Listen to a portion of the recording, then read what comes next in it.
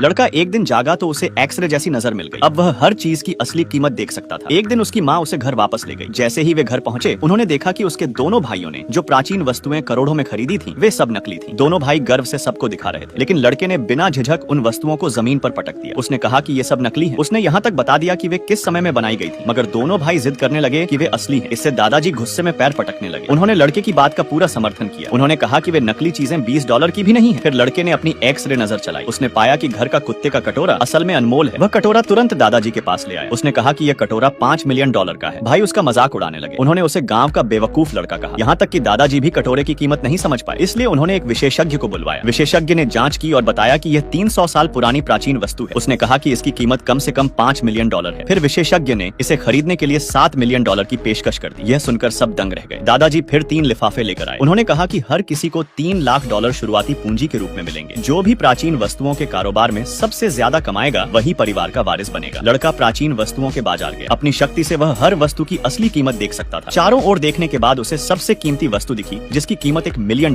तभी उसने एक दुकानदार के पास एक स्याही पत्थर देखा जो अनमोल था। लड़के ने तुरंत उसे खरीदने की कोशिश की, लेकिन तभी उसके दोनों भाई आ पहुंचे। उन्होंने स्याही पत्थर उससे छीन लिया, मगर वे नहीं जानते थे कि असली खजाना तो उसके साथ की स्याही डंडी थी। जब दुकानदार ने बताया कि पूरा सेट $9 लाख का है, तो भाइयों ने स्याही डंडी खरीदने से मना कर दिया। उन्होंने सिर्फ स्याही पत्थर को $6 लाख में खरीद लिया। उनके जाते ही लड़के ने पुष्टि की कि स्याही डंडी की कीमत $5 मिलियन है। उसने उसे केवल $3 में खरीद लिया। फिर सब दादाजी के पास लौटे। भाइयों ने स्याही पत्थर का मूल्यांकन करवाया। दादाजी ने कहा कि यह 100 साल पुरानी दुर्लभ वस्तु है और कम से कम $3 मिलियन की है। भाई गर्व से लड़के को दिखाने लगे। वे हंसने लगे कि उसने बेकार सी स्याही डंडी खरीद। लड़के ने दादाजी से कहा कि यह स्याही डंडी मिंग राजवंश की शाही वस्तु है जो 1000 साल पुरानी है। इसकी कीमत बाजार में कम से कम $5 मिलियन है। उसने कहा कि इसकी एक बूंद पूरी झील को काला कर सकती है। भाई बोले कि वह बस झूठ गढ़ रहा है। उन्होंने गुस्से में स्याही डंडी को झील में फेंक दिया। अगले ही पल पार्क की कृत्रिम झील स्याही के विशाल तालाब में बदल गई। सभी लोग स्तब्ध रह गए।